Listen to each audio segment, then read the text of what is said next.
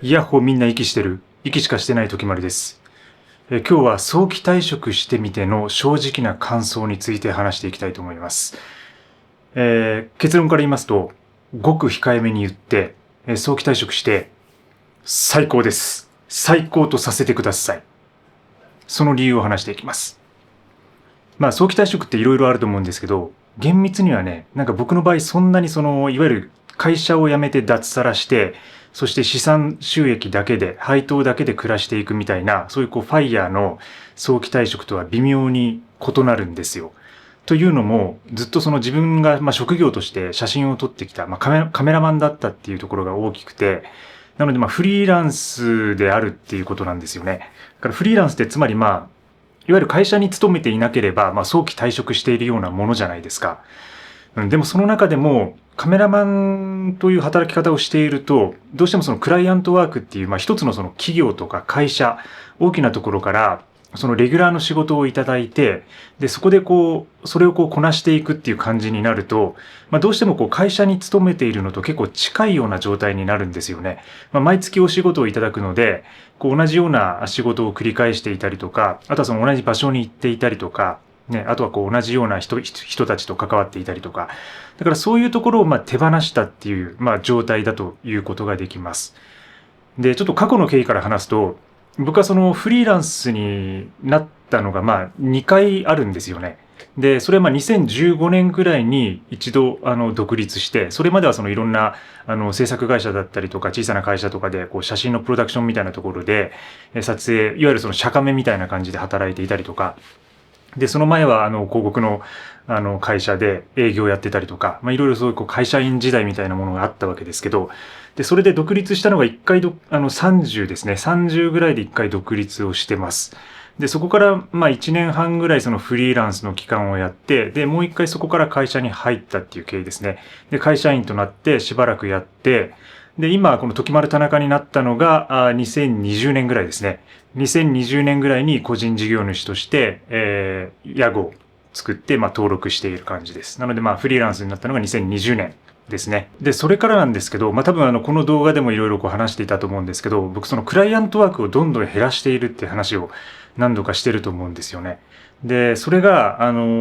つまり大きなクライアントみたいなものがいくつかあって自分の中に。で、それから完全に独立したのが今年のね、6月ぐらいです。なので、梅雨ぐらいですね。6月、7月ぐらいに自分の中でのクライアントワークっていうところをもう手放したと。で、この完全にレギュラークライアントみたいなものをもうやめたっていうことですね。で、つまりそれが自分にとってのいわゆる早期退職みたいな感じ。だからフリーランスという働き方ではあったんですけど、その中でもやっぱり何かレギュラーワークみたいなものとか、クライアントワークっていう比重が大きいと、割と会社に勤めているみたいな雰囲気になっていて、で、そこをようやく手放せたっていうことです。なので自分の中で早期退職したっていう風な感覚が生まれたのは、本当に夏前の今年の大きな変化だったわけです。で、もちろん退職することによって収入は大きく減りました。だから今年はかなり大きく私収入減ってます。全体の収益の3割ぐらいですね。30% ぐらいダウンしてますね。なんでかなり生活的には厳しくなっているんですけど、生活費っていうのが私そもそもそんな変わらないし、こういうエクストリームなスタイルで暮らしているので全く影響がありません。びっくりするぐらいに。むしろ最近は朝食にペーナッツバターなんかを追加しちゃって、ちょっと豪華にしちゃったりしてますね。収入減ってるくせに。収入が減ってはいるんですけど、税金がですね、ちょっと来年の税金が結構怖いというか、その所得税とか含めて、収益上げていると、その翌年の税金がドカッとかかってくると。で、その分、自分の収入は減ってるので、税金の出ていく方向ばっかりが、出ていく量だけが多くなっていくっていう風な状態になるので、なかなか緊張感のある日々を過ごしているわけですけど、それでもね、最近はいろいろ自分の事業が、伸びていて、そのクライアントワークを手放してからの方が、なんか自分のね、業績というか収入がどんどん上がっていってる状態なんですよ。だからこれ結構不思議なことで、やっぱり最初は怖いんですよね、誰でも。その収入が減るっていうことは。特に会社員から独立する人なんかは、その会社の収入だけでやっていると、その柱が一つなくなるっていうことはものすごく怖いことだと思います。ただそれをやっぱり手放すっていうことが、かなり自分の事業に対して大きな影響、いい影響を与えるってことに、今はすごい実感をしている状態で、というのも当たり前ですよね。自分の場合はそのフルフルではなかったですけど、それでもやっぱり1日8時間とか、それを5日間とかやっていると、なかなかその時間はもう会社に縛られっぱなし、一つの会社とか企業に縛られっぱなしっていう状態になるので、自分の仕事ってほとんどできないと思います。ただそれが丸々なくなるわけですから、そうなるとその自分がやりたいこととか自分の事業にコミットする時間が増えて、それでおのずと収入が上がるのは当たり前ですよね。で、これいろいろ何度も話してますけど、会社員っていうのは基本的に収入は一定です。もうアッパーが決められていて、稼ぐ人でも大体2000万とか3000万とかでしょ。で、それ以上行こうと思ったら難しい、なかなか。ただ独立して個人で事業を始めたりとか、フリーランスとかであれば、それより全然稼げる可能性があるっていうこと。つまりそのリスクと収益っていうのはトレードオフの状態であるっていうことですよね。やっぱりその自分の好きなことで収入を上げていくにはある程度リスクを取らなければいけないっていうことです。というわけで、朝食にピーナッツバターなんかを追加して、収益をね、なんとか上げていけるような、右肩上がりになっているような状態になっていると。今は僕は法人化はしてないんですけど、今後はちょっと法人化も視野に入れて活動していきたいなと思ってますね。で、もちろん会社の名前はもう株式会社時丸田中決まっていて、これ自分の名前を法人っていう個人の名前を法人につけるのっておかしいんですけども、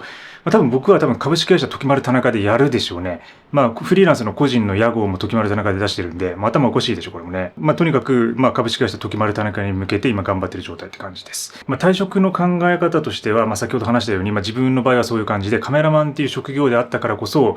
そういう動きができたと。でやっぱりその職業、自分がやってる仕事に結構左右されるところはあると思うんですよね。カメラマンっていうのはもともとそういうフリーランスの働き方ができるような職種なので、でも会社に所属することもできるみたいな感じの働き方なので、それで融通を利かせて、いろんな自分の好きなバリエーションが選べると。だから一口に早期退職といっても人によっていろんな方法があるなと思いますね。だからこれ自分の状況に合わせて、自分ができるようなステップで退職していく。ってことがいいんじゃないかなと思います。よくネガティブな面で語られることが、例えば早期退職してしまうと、人と会わなくなって孤独になるとか、収益が下がるとかもちろん言われるんですけど、そういうストレスは減るんだけど、人と会わなくなって孤独になるとかね。あとやりたいことが見つからなくなるとか、そういうことってよく言われますけど、僕の場合全くそれないんですよね。むしろ、もうどんどん幸福になってるというか、まず同じ場所とかに行かなくていいから、通勤みたいなものから完全に逃れています。で、この間タクシーに乗ることを手放していたりとか、移動をなるべく自力でやるみたいな話してましたけど、やっぱりクライアントワークとか、仕事しているときは、どうしても同じ場所に行ったりとか、打ち合わせに行ったりとか、で、電車にやっぱり乗る機会が結構多かったんですよ。どうしても通勤ラッシュの時間にかかってしまうので、そこで、かなりのストレスを受けていたことに、やっぱり全部手放してから気づきますね。いかに今が自由かっていうこと、自由でストレスがないかっていうこと。でよくさ、ある程度のストレスはあった方がいいみたいな話もあるじゃないですか。でもそれ僕嘘だと思っていて、ストレスってもうないに越したことないと思うんですよ。で、なぜなら、何やっててもある程度のストレスっていうのは降りかかってくるからです。人間的な生活、例えば何か食料を調達して作って食べて、とか自分の好きなクリエイティブ、ものを作ったり、音楽を作ったり、詩を書いたり、小説を書いたり、絵を描いたり、そういうことをやる、自分が何か好きなこと、いくら好きなことをやっていても何かしら摩擦っていうのはあって、その中で葛藤とか問題とかが起きてくるわけです。で、だから当然、何やったってストレスは受けるのだから、それであれば自分が好きなこと、本当にやりたいことで受けるストレスの方がいいなって思ったんですよ。だからつまり会社に勤めながら受けるストレスっていうのはもう全く不要なストレスじゃないですか、例えば。だから通勤のためにわざわざ満員電車に乗ってね、で、わけわかんない会社の人とかにいろんなわけわかんないこと言われるわけですよ。で、僕も会社員やってた経験があるんですごくわかるんですけど、全く理不尽なこととか言われたりとか、なんかやってるだけで全て止められるんだよね。何かやろうとすると、いや、それやめた方がいいよ、やめた方がいいよ、やめた方がいいよ。みんな保守的で、会社だからこそ匿名性もありながら個人が自由にやれる土壌だと思うのに、それをね、みんな臆病で何もやらないんですよ。勝負しないんですよ。そういうのが全然面白くないなと思ってたし、ずっとね、今まで。で、一番最初に入った会社なんかは本当にもうパワハラ、でひどいところで、3ヶ月で辞めてるんですけどね、俺ちょっとコーラ買いに行ってくるわって言ってそのまま戻らなかったっていうそういう逸話もありますけど、で、その時の同期の人たちはめちゃくちゃいい人たちでね、みんな辞めちゃったんですけど、ね、最近今どうしてるのかなっていうね、ことも思いますけど、そういうわけでとにかく受けるストレスっていうのは少ない方がいいと。で、退職するとそれが全くなくなると。で、人と会わない問題に関しては、これ人によると思います。で、自分の場合は、逆にね、自分が楽ししい人とか好きな人と会う機会が増えましたね。機会とか時間が増えました。確実に。で、ルーティーンの話をね、何度かしてると思うんですけど、朝は自分のディープワークのルーティンして、今食事とかこの YouTube タイムで、この後、僕午後からは大体その人と会ったりとか、ご飯したりとか、食事したりとか、そういうことをやってます。たまにその自分のクライアントとかスポンサーとか企業さんと、ミーティングしたりとかすることもあるので、オンラインでやったりとか、リアルでミーティング入れたりもするんですけど、だから本当に自分がこう好きな感じで、スケジュールを全て組めて、で、人と会うことができると。だからなんていうか全くね、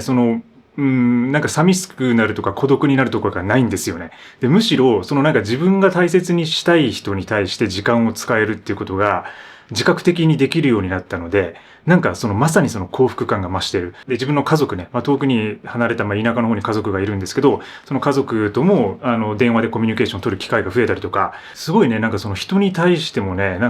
どんどんいい関係値が築かれるようになってきてるんですよね。だからそういう影響が出ているっていうことです。それから他によく言われる言葉としては、暇じゃないですかみたいなね。早期退職すると暇じゃないですかっていうことがよくあるんですけど、これはね、暇です。てか暇であることがもう価値であるってこと。暇なんだけど忙しいんですよ。暇なんだけどむちゃくちゃ忙しい。それはもうやりたいことがありすぎるからです。もうやりたいことをもう毎日やるんだけども、それでも全然その時間ってのが足りないってことが自覚できるし、読みたい本とか映画とか、これまでできなかったその音楽の練習とか作曲とかそういうこともバンバンやってたりとか、それと同時にこの YouTube で発信したりとか、僕の場合メルマガ書いたりとか、本書いたりとか、もう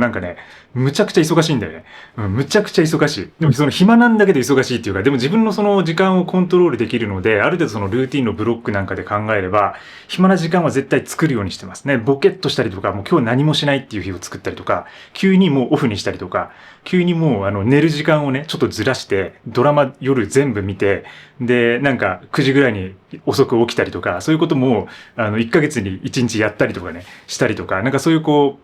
自分の中で暇な時間をあえて作ってリズムを崩して、で、そしてまた自分のルーティンに戻っていくみたいなことが、むちゃくちゃワクワクするんですよ。で、もう毎日やりたいことがあるし、で、朝起きるのが楽しみでしょうがね。毎日が日曜日で、もうずっとね、夏休みが続いてる感じなんだよね。もう永遠の夏休みが自分に来てます、これは。はい。このホワイトボックスの鳴り止まない夏、このホワイトボックスの終わりなきサマーウォーズ、僕の夏休みっていう感じですね。そういうこと話してると結構その夏の映画とかね、そういうのを見たくなりますよね。打ち上げ花火横から見るか、下から見るか、斜めから見るかみたいな感じのやつとか見たくなるし、ホワイトベリーの夏祭りとか聞きたくなってきました、今、すごく。そういうのも聞こうと思えば聞けるんですよ、これから。これからそのホワイトベリーだったっけ、バンド名。確か。ホワイトベリーだよね。久々にホワイトベリーっていう単語を出しすぎて、それがホワイトベリーだったかどうか確かじゃなくなってるけども、ホワイトベリーをこれから深掘りすることもできるんですよね。やろうと思えば。それくらい暇で忙しくて、楽しいってことです。で、これからもう AI 時代に入ってきてるので、おそらくその週休3日、4日になってくると思います。週休4日制になったら、普通のその会社員の方でも多分週休3日制とか4日制になっていくと思うんですよね。だからもう週のうち4日間が休みみたいになる。だからむしろ会社だけ、仕事だけの人っていうのは、その自分の仕事がなくなった時に何したらいいかわからないって人がこれから続出すると思うんですよ。で、そういう人たちって多分すぐ鬱になったりとか、やることなくて気力を失っていったりとか、そういう人生に楽しみを見出せなくなったりしたりとか、そういう逆の方面の暇すぎて鬱みたいな状況がこれからの日本は出てくるんじゃないかなって思っていて、それはもう長期的に、わかんないですけどね、その週休4日制になるのが5年後なのか10年後なのか。ただ間違いなく今の AI のその速度を考えるとなるでしょう。もうホワイトカラーの仕事も失われていくし、で、ロボットができればそのブルーカラーがね、やっているような仕事もどんどん減っていくと。で、そのオペレーティングみたいなところとか、プロンプティングみたいなものは少し残るかもしれないけど、それすらも AI が代替されるような時代が30年後とか40年後とか来るかもしれない。そうなった時に、それよりも先にやっぱりその週休3日制、4日制みたいなのが導入されるはずなんですよね。で、当然そのベーシックインカムみたいなところも同時に導入されたりとか、で、そうなってくるとやっぱり暇になると。で、暇になった時に何をやるかっていうのがもう本当にこれからのポイントになっていて、だからやっぱり今、いかにその自分がやりたいこととか趣味を持っているか、一人で楽しめること、あるいは一人でフロー状態を作って集中できるようなものを持っていること、これが大事になってくると思うんですよね。で、一昔前で言えば、なんか多分その65歳とかちょうど定年で退職すると、なんか世界一周旅行とか、もうゴルフをやりまくるとか、なんかそういうことだったと思うんですけど、なんかそうじゃない、その完全に終わってからやるぞって感じではなくて、むしろもっとその自分の身近にあるもの、自分が日常生活の中でついついやってしまうようなこととか、自分が本当に小さなささやかな楽しみを見出しているようなことみたいなことを大切に育んでいくっていうことが大事なんじゃないかなって思っていて、で僕はもう昔からその遊んでしか来なかったので、だから最初からもその音楽っていうね、10代の頃は音楽だけをやっていて、もう勉強も全然してなかったんですけど、でも結局その音楽から英語に入ったりとかで、英語からなんかその英語が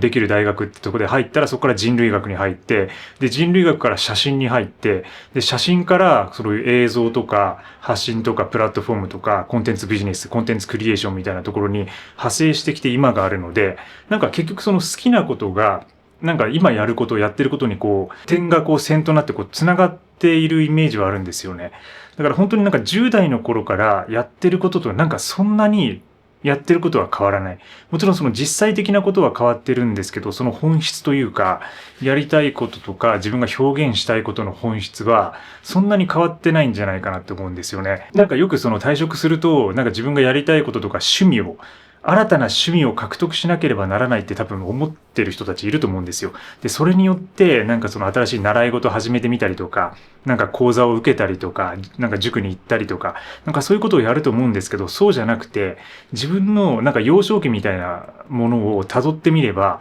そこに多分ね、もうすでになんかやってることがあると思うんですよね。なんかそこから派生してつながることを見つけていく方が長続きするし、なんか長く本質的に楽しむことができるのかなって思いますね。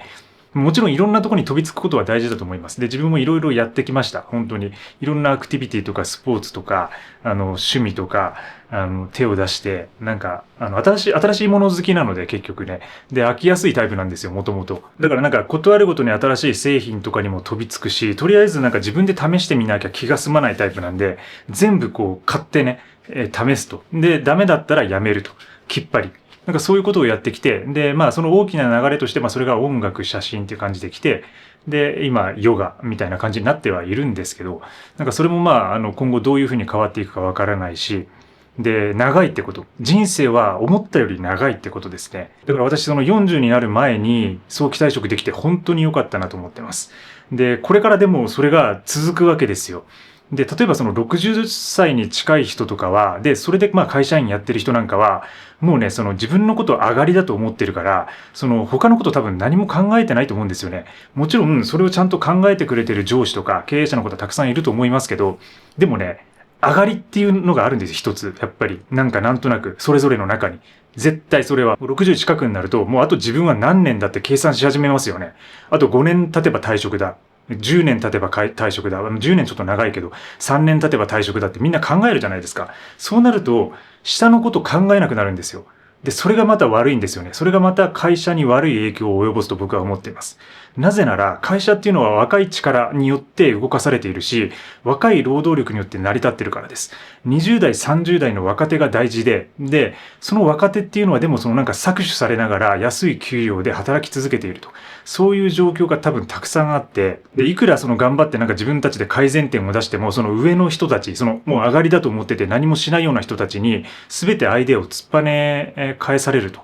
そういう状況になってると。だからもう安定して、リスクを取らずに自分たちが上がる方を上の人たちは望んでるんですよ。でも下は違うんですよ。私たちみたいな30代、20代、30代は。だからこそ20代とか30代はもっとバンバン自分の意見言わなきゃいけないし、自分がやりたいこととか自分の副業をガンガンやっていかなきゃいけないと思ってます。で、それが唯一自由になる鍵なんですよね。それが唯一早期退職するための鍵なんですよね。で、早期退職というのはミニマリズムとも必ず関連性があります。なぜなら少ないコストで暮らしていくとそれだけ余剰分が出て、で、その余剰分を資産化できて、で、資産収入を得ていくっていう風な、そのファイヤーの理論と直接的につながるからです。で、自分は、だから早期退職の理論みたいなものと、コンテンツクリエーションみたいなものの理論っていうものと、そしてエクストリームに暮らすっていうこと、エクストリームにミニマリズムするっていうところを3つ掛け合わせて、去年ぐらいからそういう構想があって、今年の最初に、エクストリームミニマリズムで、ファイヤーをデザインするっていう文章を書いてます。で、それ概要欄に貼っておきますので、そこに大体自分の方法論みたいなものは書いています。だから自分が具体的にどういうふうに早期退職、サイドファイヤー的な生活を実現したかっていうステップですね。それを書いてますので、そちら興味がある方は読んでみてください。でも半年以上前のことなので、ちょっとその理論とかは若干ね、アップデートがあったり変わったりしているところは実際あります。ただ本質は役に立つ内容だと思っていて、で、言ってることの大枠は今話したことがほとんどです。だから自分が本当に好きなこととかやりたいことにコミットしながら、副業、自分の事業を育てていきながら、同時に資産収入を得ていく。で、資産収入はある程度その自分が自動化できるようなところで、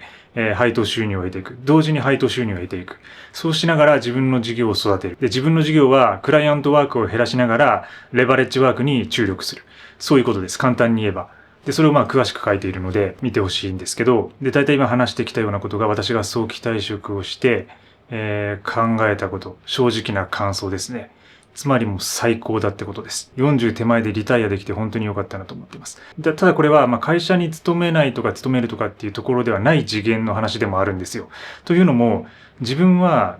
どういう状態であってもいいと思うんですよね。つまりその会社に所属しているっていうのは一つの状態にしか過ぎないので、会社に勤めていても自分が好きなことってやれると思うんですよ。むしろその会社に勤めながら自分のやりたいことをやれている状態の人の方が早期退職向いているし、むしろそういう人たちは自然ともうすでに幸福な状態を多分得ていると思うんですよね。なかなか難しいことだとは思うんですけど、ステータス一つの状態に過ぎないってこと。だからもしそのどっかの企業が、エクストリームミニマリストのポジションを募集してますって言ったら私行きます。それがどういうポジションかわかんないですけどね。マーケーターとかプロモーションとかセールス部門、そしてエクストリームミニマリスト部門っていうのができて、私呼ばれたら行きますので、そういう面白い会社が出てくるといいなって思ってるし、むしろ。やっぱりそのふざけたところから始まるっていうのはあるんですよ。この間YouTube の歴史みたいなビデオを見たんですけど、やっぱり最初はすごいふざけたギャグみたいなところから始まって、こんなサービス売れるわけないだろうと思っていたらだんだん強くなっていって、そして今度コンフリクトみたいな、どっかでぶつかるところが来ます。そしてぶつかった波を乗り越えた先には、そのぶつかるっていうのは YouTube にとっては著作権問題だったわけですけど、そのぶつかった問題を乗り越えた先に普遍性というものが獲得されると。だから最初は絶対ギャグで始まって、困難ぶち当たって、最後は普遍性にのし上がる。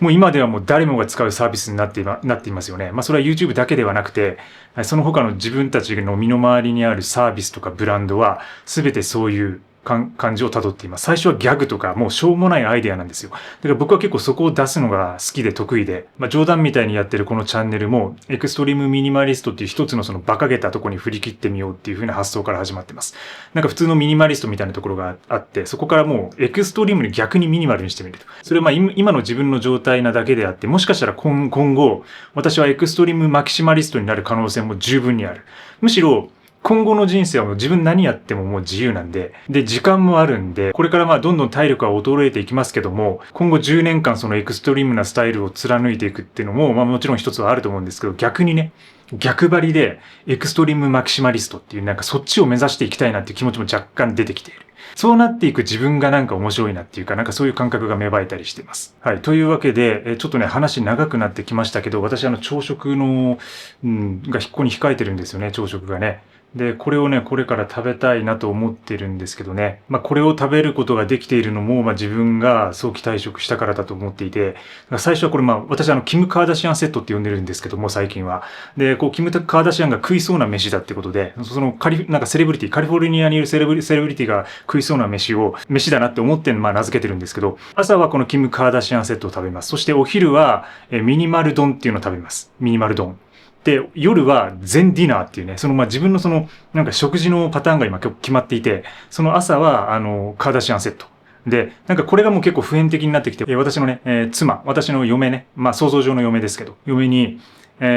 時丸さん、カーダシアンセットの材料買っておいたわよっていうね、そういう声が聞こえるんじゃないかなって、そういう声を聞きたいなっていうね、そういう声が聞こえるなって感じ。声が聞こえるよ、声が遅れて聞こえるよっていう感じ。それくらいそのカーダシアンセットっていう言葉が普遍的に使われるこの世の中が来るんじゃないかなと思っています。はい。時丸さん、キム・カーダシアンセットの材料買っておいたわよ。これがその月9のドラマの中とかで聞かれたらすごくないですか？カーダシアンセットの材料、何って、そもそも、何キム・カーダシアン、一日が終わりそうなので、これくらいにしておきたいと思います。いつも最後までご視聴いただきありがとうございます。チャンネル登録もぜひよろしくお願いします。少ないもので暮らしながらより作っていく、クリエイティブや創造性のアイデアを発信しています。メンバーシップで週に2本から3本の深掘り記事と、自分の持ち物リストとか、ライブアーカイブ見れる特典がついた、ときまるコア、そちらもチェックしてみてください。週に1回、毎週土曜日には自分が書いてるジャーナルのサマリーとか近況報告を書いたりとか、あとは最近毎週読んでる本とか聴いてる音楽、そういうもののレターですね。ニュースレターを発行しています。そちらは無料で購読できますので、ぜひ購読してみてください。それではまた次の動画でお会いしましょう。チャオチャオ。